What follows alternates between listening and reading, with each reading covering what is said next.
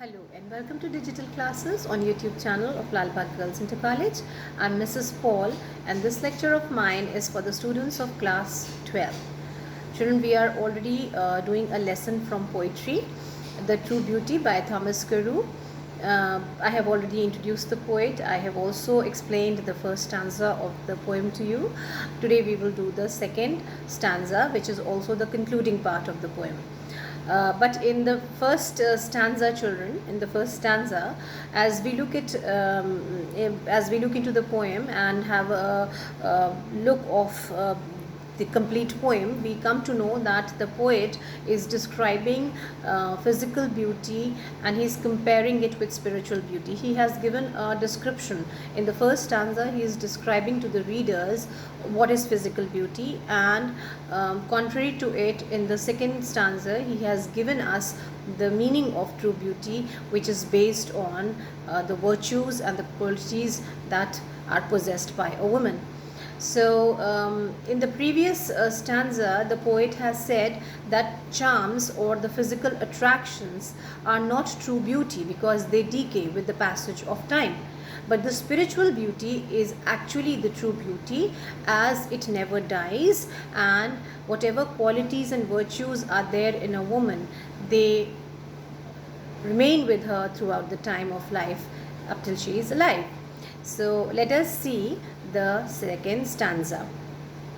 But a smooth and steadfast mind, gentle thoughts and calm desires, hearts with equal love combined, kindle never dying fires. Where these are not, I despise lovely cheeks or lips or eyes. What is he saying? But a smooth and steadfast mind, that is, a mind which is stable and it has constant thoughts, a mind which is stable and constant. So he's saying that kind of a mind. Then what kind of thoughts? Gentle thoughts, thoughts which are gentle.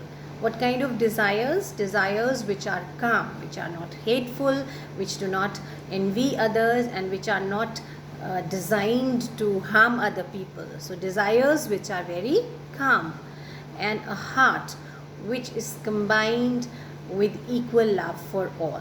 Where there is love for humanity, where there is love for the entire universe. He's saying hearts with equal love combined, kindle never dying fires. Kindle means to keep inspiring, and never dying fire means here everlasting passion of love.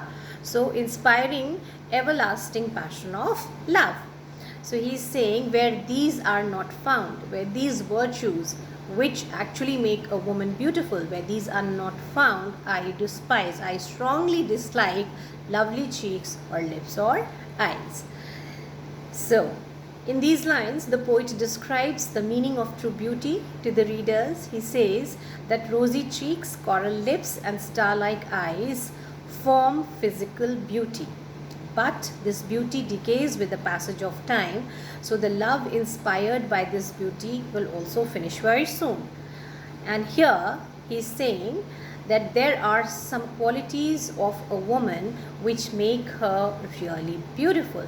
She must have a constant and stable mind. She should have gentle thoughts and calm desires, combined with love in the same degree.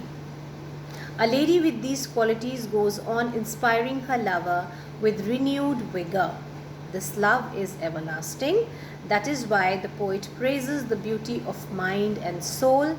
Without these virtues, physical beauty is useless. So, we come to know that whatever we have heard from ages, from our grandparents, from our parents, that beauty does not lie in the physical appearance of any person.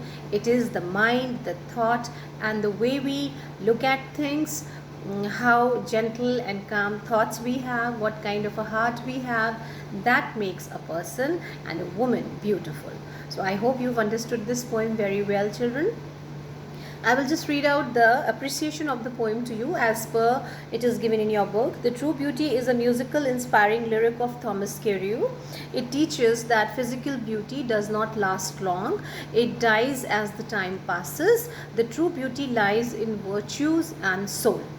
There are only 2 stanzas in 6 lines. In this lyric, we find a rhyming scheme AB, AB, CC. This poem has simple musical and figurative language. Simile, metaphor, and personification are the figures of speech which have been used by the poet. So, with this, we come to the end of the lesson.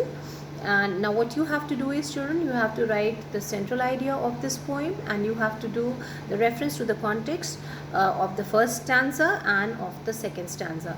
You will do your work and post your answers to me as soon as possible on the WhatsApp classroom group. I will meet you soon with another lesson. Up till then, goodbye, children.